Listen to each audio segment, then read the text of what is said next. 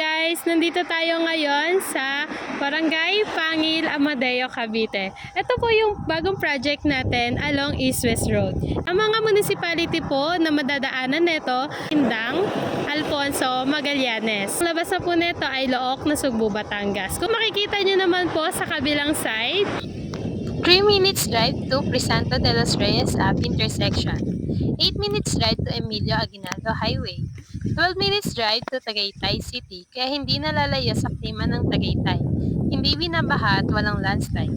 4 minutes drive to Amadeo Bayan, kung saan ang public market, Save More, Mercury Drug, Municipality Hall at iba pang mga establishments. Ito po ang ating development perspective. Doon po tayo ng Welcome Arc, papasok sa ating commercial area, gate and guardhouse, papasok ng residential area.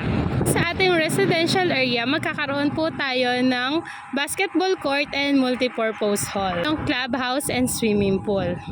Included pa po sa ating mga development ay ang underground drainage, sidewalk, concrete roads. Main road po ay 12 meters wide, secondary road ay 8 meters and 10 meters wide.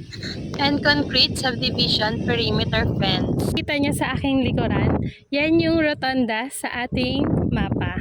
Dito po ilalagay ang ating residential gate and guardhouse. Ito po yung block 4. Ongoing na rin po ang installation ng drainages dito po sa phase 1 residential area. At ito naman po sa katapat po yung block 5. Then after ng block 5 po yung block 6. At ito po yung main road natin. Yan po yung block 1.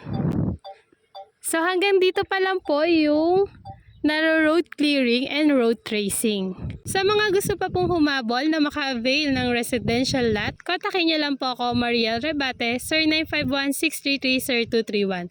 Available cut po sa ating phase 2, 200 square meter, inner lot 7,700 per square meter.